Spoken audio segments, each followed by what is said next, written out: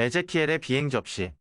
우주선에 관한 가장 흥미있는 기술이 에제키엘서 제1장에 나옵니다.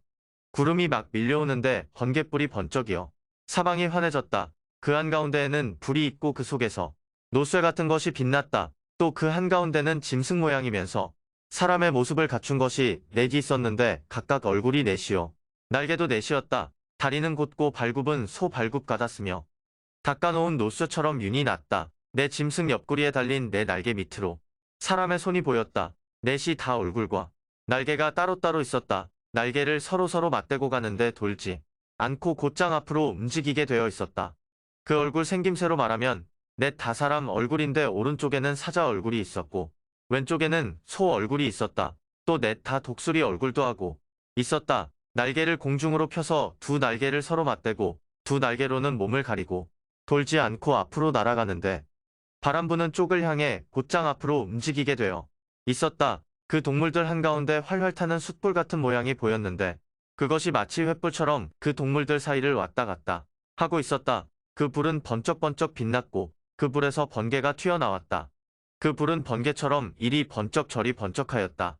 그 짐승들을 바라보자니까 그 네 짐승 옆 땅바닥에 바퀴가 하나씩 있는 게 보였다. 그 바퀴들은 넷 다 같은 모양으로 감남석처럼 빛났고 바퀴 속에 또 바퀴가 있어서 돌아가듯 되어 있었는데 이렇게 사방 어디로 가든지 떠날 때 돌지 않고 갈 수 있게 되어 있었다. 그 네 바퀴마다 불쑥 솟은 대가 있고 그 둘레에는 눈이 하나 가득 박혀 있었다. 그 짐승들이 움직이면 옆에 있던 바퀴도 움직이고 짐승들이 땅에서 떠오르면 바퀴도 떠올랐다. 그 짐승들은 바람 부는 쪽으로 움직였는데 바퀴에는 짐승의 기운이 올라 있어서 바퀴도 함께 떠올랐다. 그 바퀴에는 짐승의 기운이 올라 있어서 어디로 가든지 짐승들이 움직이면 바퀴들도 움직이고 짐승들이 멈추면 바퀴들도 멈추었다. 짐승들이 땅에서 떠오르면 바퀴들도 함께 떠올랐다. 그 짐승들의 머리 위에는 창공 같은 덮개가 수정같이 환히 빛나며 머리 위에 펼쳐져 있었다. 그 창공 밑에서 짐승들은 날개가 서로 맞닿게 두 날개를 펴고 나머지 두 날개로는 몸을 가리고 있었다. 짐승들이 나느라고 날개를 치면 그 날개 치는 소리가 큰 물소리 같았고 전능하신 분의 음성 같았으며 싸움터에서 나는 고함 소리처럼 요란하였다. 그러다가 멈출 때에는 날개를 접었다. 머리 위에 있는 덮개 위에서 소리가 나면 날개를 접었다. 머리 위 덮개 위에는 청옥 같은 것으로 된 옥좌같이 보이는 것이 있었다. 높이 옥좌 같은 것 위에는 사람 같은 모습이 보였다. 에제키엘서 1:4-26. 우주선으로부터 나오고 있는 창조자들에 관해 이보다 더 정확히 묘사할 수는 없을 것입니다. 밀려오는 구름이란 오늘날 고공을 나는 제트기의 비적과 같은 것입니다. 우주선은 불빛을 전멸하면서 나타났는데 번갯불을 번쩍이는 빛나는 노쇠라고 표현되어 있습니다. 잠시 후에 4명의 창조자들이 반중력 우주복과 방향 전환용의 소형 원자로를 장비하고 나타납니다. 이것이 금속재 우주복에 달린 날개로 또 닦아놓은 노쇠처럼 윤이 나는 다리로 묘사되고 있는데 이 점은 당신들의 우주조종사가 입고 있는 반짝이는 우주복을 생각해보면 잘 알 것입니다. 비행 접시나 바퀴의 모양과 작동에 대한 묘사는 기술자 가 옛사람인 점을 고려하면 그렇게 나쁘지 않습니다. 바퀴 속에 또 바퀴가 있어서 떠날 때는 돌지 않고 갈 수 있었다. 비행 접시의 중앙에는 우리들이 지금 앉은 곳과 같은 탑승 공간, 즉 테두리가 있습니다. 그 테두리, 즉 그 네 바퀴마다 그 둘레에는 눈이 하나 가득 박혀 있었다. 점고되어 있습니다. 우리들의 의복이 발전하여 이제는 딱딱한 우주복을 입지 않아도 되었으며 우주선도 테두리의 눈들 즉 창을 달 필요가 없어졌습니다.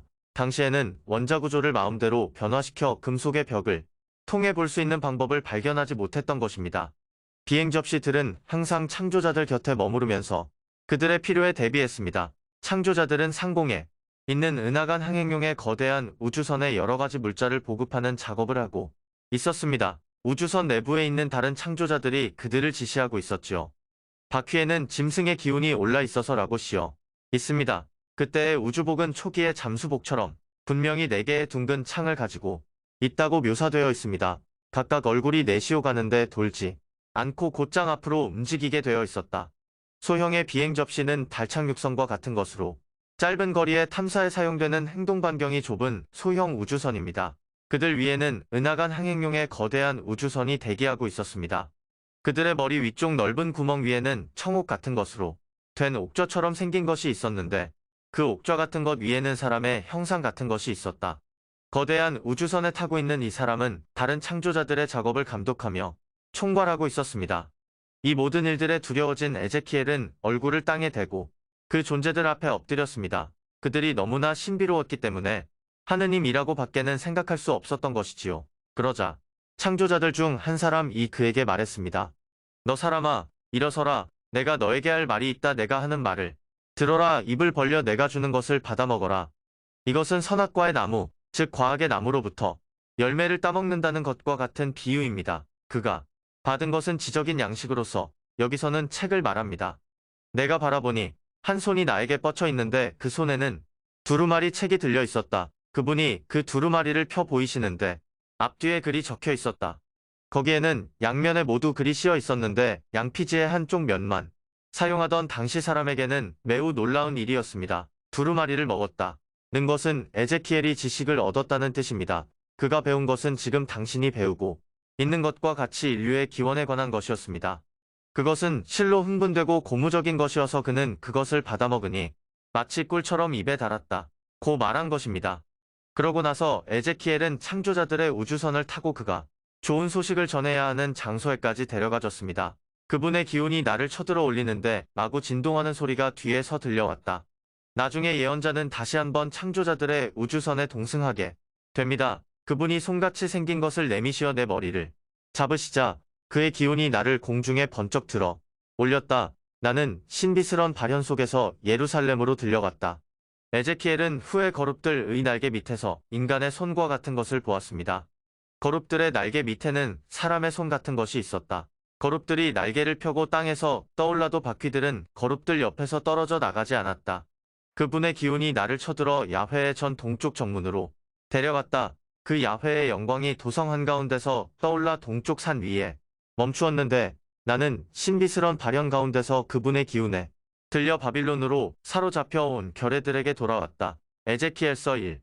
에제키엘은 창조자들의 우주선을 타고 많은 여행을 했습니다.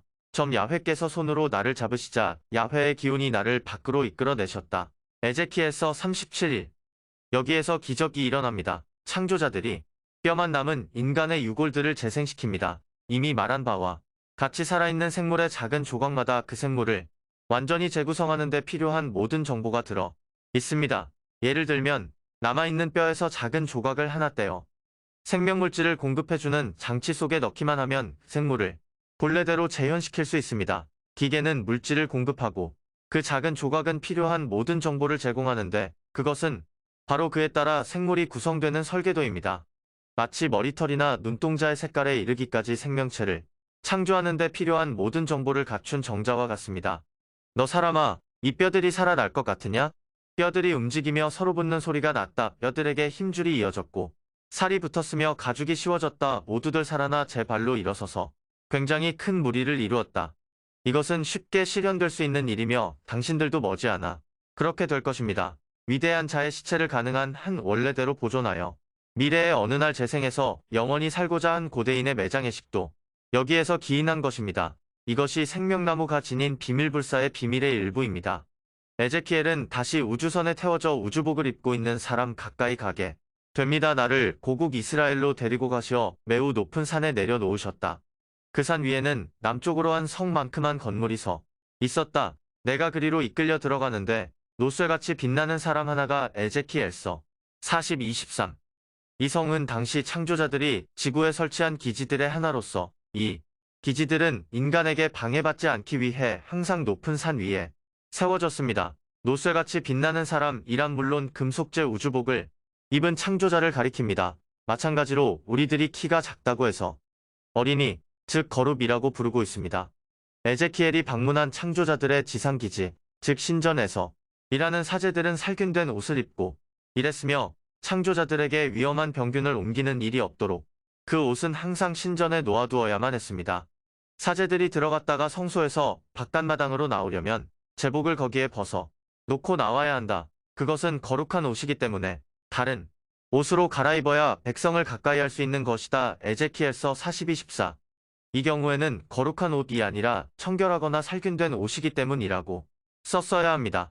창조자들이 설명하거나 보여준 사실을 이해할 수 없었던 미개인들은 무엇이든지 신성하게 생각했습니다. 에제키엘서 제43장에는 하느님의 영광이라고 숭앙되었던 거대한 우주선이 접근합니다. 마침 동쪽에서 이스라엘의 하느님의 영광이 나타나는 것이었다. 그 소리는 큰 물이 밀려오는 소리 같았고 땅은 그 영광으로 빛났다. 창조자들은 방해받고 싶지 않았습니다. 이 문은 잠가 두어야 한다. 이 문은 열 수 없다. 이 문으로 이스라엘의 하느님 나 야훼가 들어왔기 때문에 아무도 이 문으로 들어오지 못한다. 그러므로 잠가 두어야 한다. 창조자들을 방문해서 면담이 허용된 사람은 백성의 대표자뿐이었습니다. 그러나 백성의 대표자는 여기 야훼 앞에 앉아서 음식을 먹을 수 있다. 백성을 다스리는 왕만이 야훼 앞에서 빵을 먹을 수 있었습니다. 그러나 왕은 특수광선으로 살균 처리를 하는 방을 거쳐가야만 했습니다. 점그는 대문 현관 쪽으로 들어왔다가 그리로 나가야 한다. 에제키엘서 44:3. 거기에는 레위족 사제들이 창조자들에게 봉사하고 있었습니다. 내 앞에 가까이 나와 나를 섬기도록 하여라. 내 앞에 나와 기름과 피를 바치는 일을 하여라. 주 야훼가 하는 말이다. 그들만이 이 성소에 들어와 제상에 가까이 와서 나를 섬기는 일을 할 것이다. 에제키엘. 지구인의 땀 냄새는 창조자들에게 몹시 불쾌감을 주었습니다.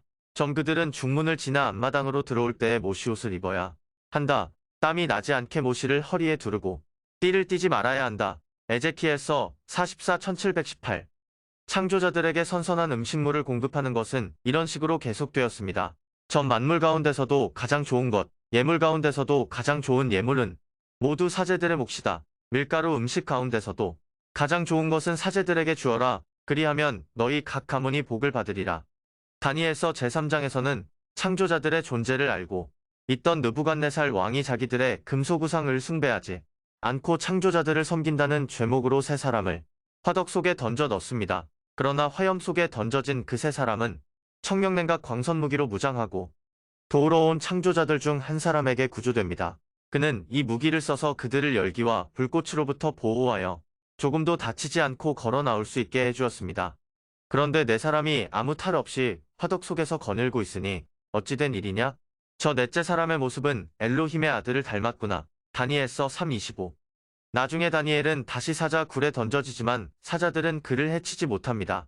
이것은 간단한 일로 마비광선을 쏘아서 사자들을 움직이지 못하게 한 후 다니엘을 구해낸 것입니다.